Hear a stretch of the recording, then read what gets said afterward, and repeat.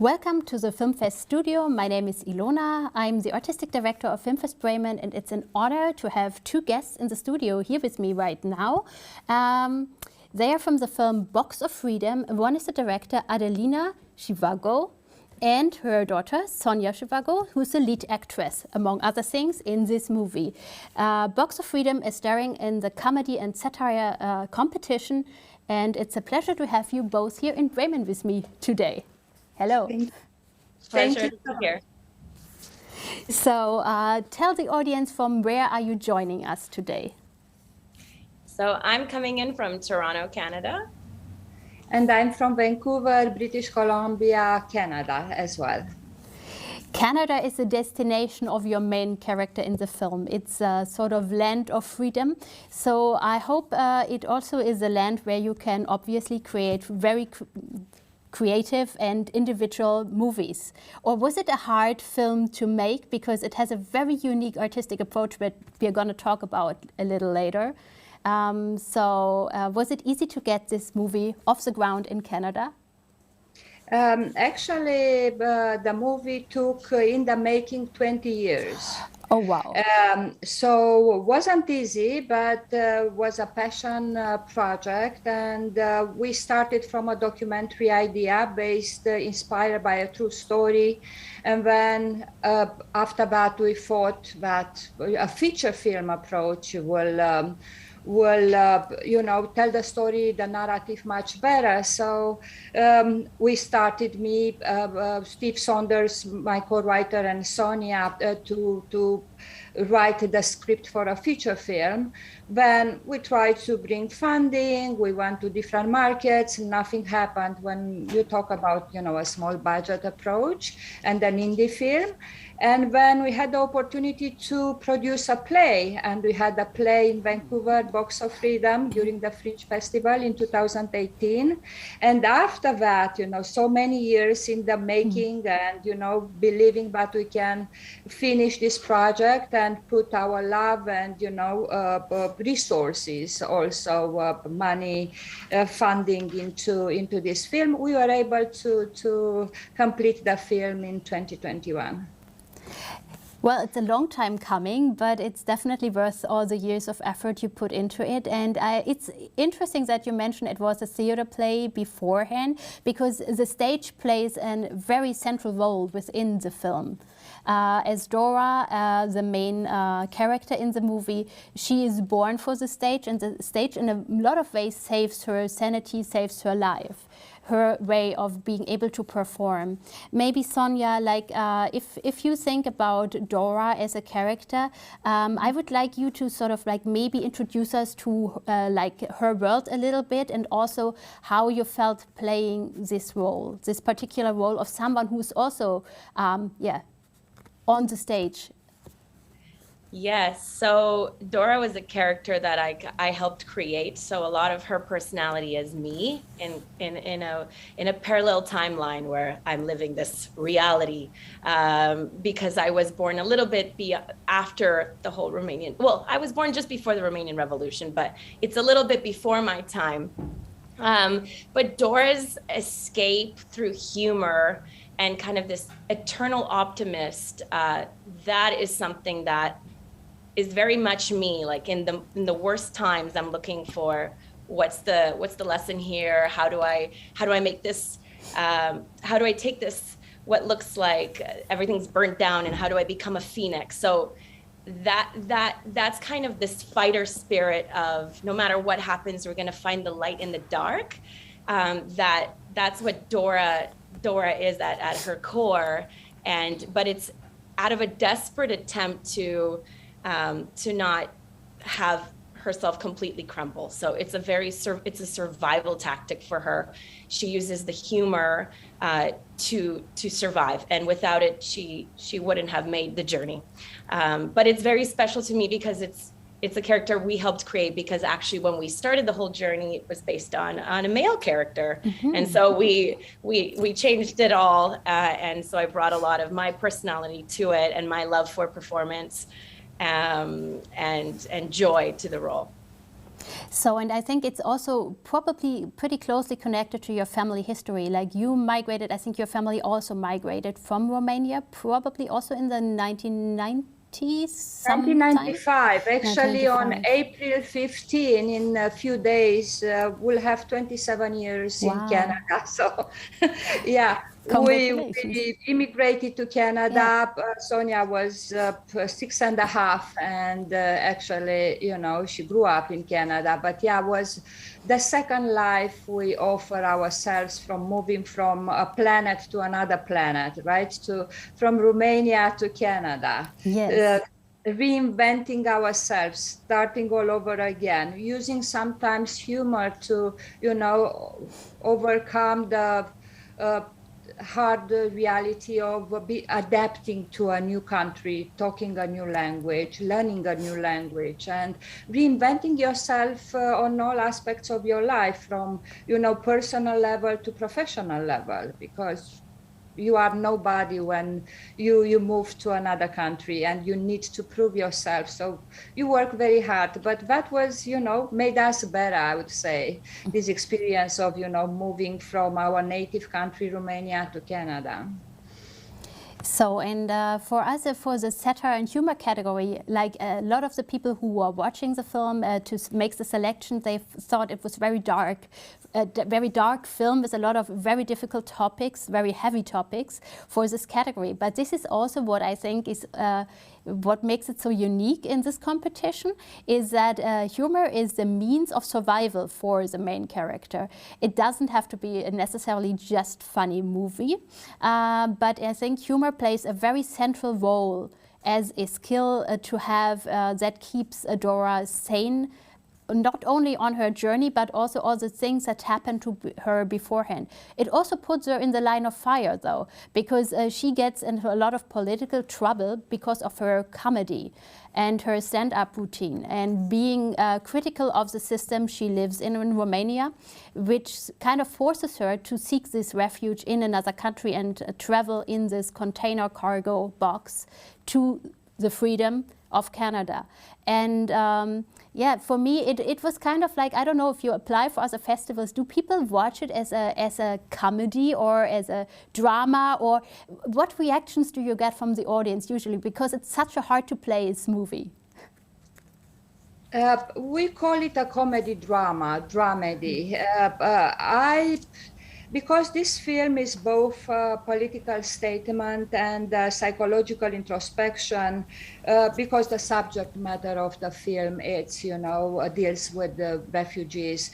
You cannot talk completely comedy, but I think comedy drama, there are moments when we could see the public reaction during the play. During the Fringe Festival, we had 6 days we were playing back to back, like 75 minutes each show. And we could hear people laughing out loud. So some people, you know, felt uncomfortable because of the subject matter, but there are moments when on the stage actually was our feeling and encouragement. This could be a movie, because if the public reacts like that on, you know, some comedic lines or script and situation and scenes, then a film could offer you a larger spectrum of, you know, like telling the narrative. So was very encouraging for us. Sonia was doing excellent. We didn't have a break during the 75 minutes of show. Wow. And to reinvent and tell the similar story, being constrained on a stage, was worse than being constrained in a shipping container because you needed to show what is the past, what are the flashbacks, what are the memories, yes, what is the present time. So. And what makes the journey she does on the container ship, what makes it so interesting is that there are 3 very different individuals locked into the same box. And in this very narrow space, there's all kinds of potential for conflict. But there is scenes in the film where it kind of implies you don't know if these other 2 characters she's traveling with, if they're real people or if they're kind of parts of her own personality. I kept wondering while watching if they are just sort of like figments of her imagination, imagination or a part of herself that she's fighting with sometimes, and that she also needs to not go crazy, to have someone to communicate with, or if they are real people. And I don't know if you want to sort of like tell me now, but I was super intrigued by this whole idea of not knowing.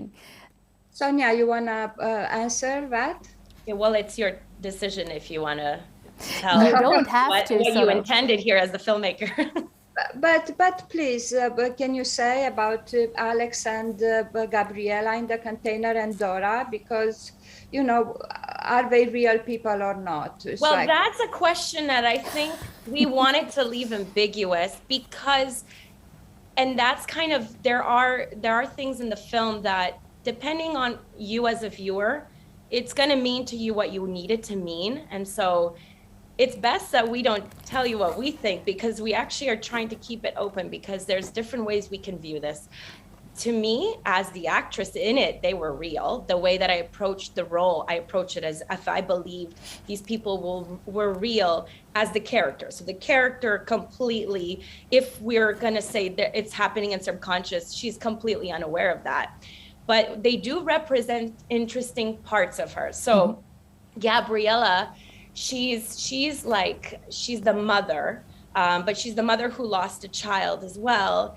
And Alex is the son, the kid who kind of was left behind with a tough past. So in between, she's kind of, it's the guilt part. He kind of manifests as the guilt for leaving her own son behind, and the inadequacies of feeling like a bad mother. So they're kind of, they're bringing things up in her own story that she's confronted with, and they're all kind of escaping from the same situation. But it is a little bit like different parts of her ego. You could even say the super ego and the id, and she's the ego. So this kind of triangulation, it does definitely affect her psychology, and there's a lot of parallels. So I could say that you could definitely view it that way, but they could also be real people. In the real story, there were three people in that journey to Canada in the documentary version, right? So perfect. So yeah, and I like that you keep it vague enough that you can interpret it any way you would like. And what I just thought that the tension between the three of them, that sometimes they're sort of like pulling on the same side, and sometimes they are working against each other. And then there's also, like, she's a performer, so she needs an audience. There's no way of being a performer without an audience. So it comes in very handy to have these two really different people that have more in common than they would like probably have in such close quarters for this time. So I really like the dynamic that is created in this container and on such a small stage. This is also what I wanted to ask. It's because it's such a sort of confined room. Was it difficult to come up with scenarios and settings that would work in this kind of enclosure? Actually, I felt many times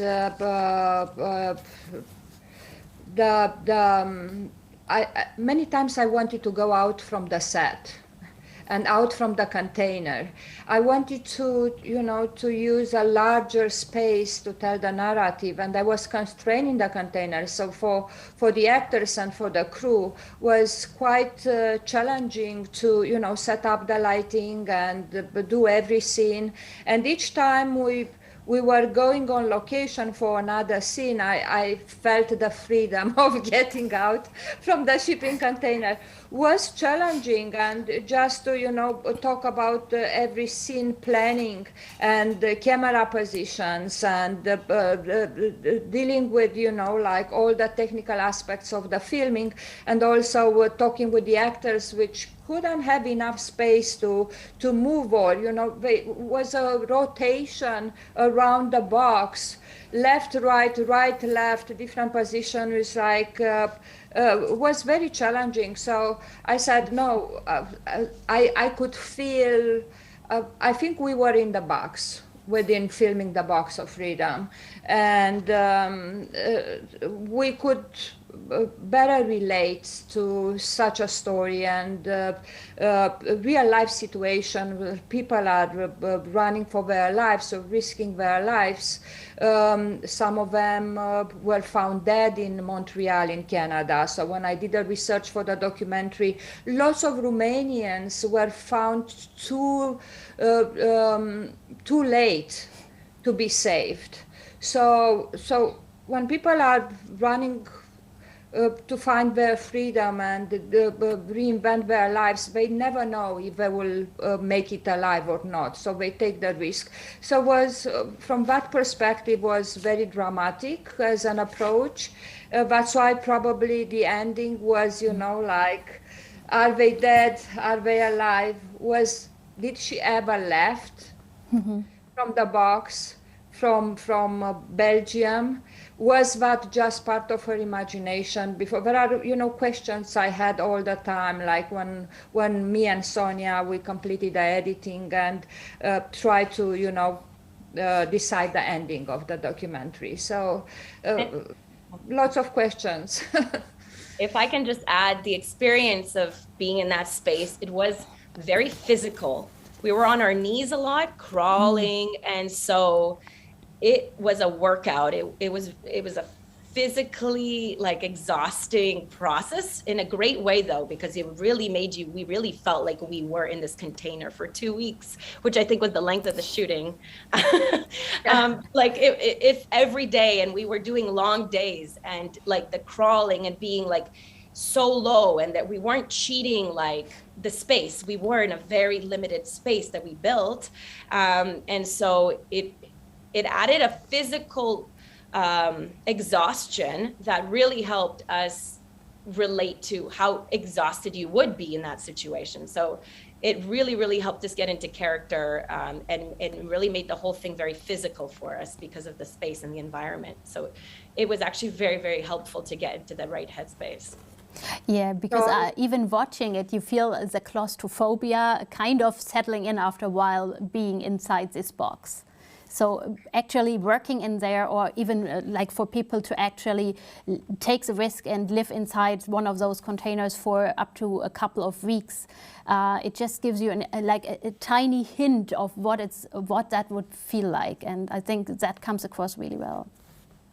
I would like to praise Sonia for doing her stunts as well, because we had a scene underwater, and we filmed this in a professional pool, but the water was quite cold because we were filming in January and outside there was snowing, and they couldn't hit the pool because you could see, you know, the steam above the water. So it was quite cold, and she needed to jump, and we had skydivers holding her feet. No, scuba divers, not skydivers. Scuba divers, yeah. Yes, please take it from here, because but that's another physical challenge for me, to be like doing a drowning scene where I'm not a big swimmer, and I had to like, you know, be in a pool and there are divers holding my legs down so I will feel like I'm drowning, and I have to signal them by tapping my leg to release me.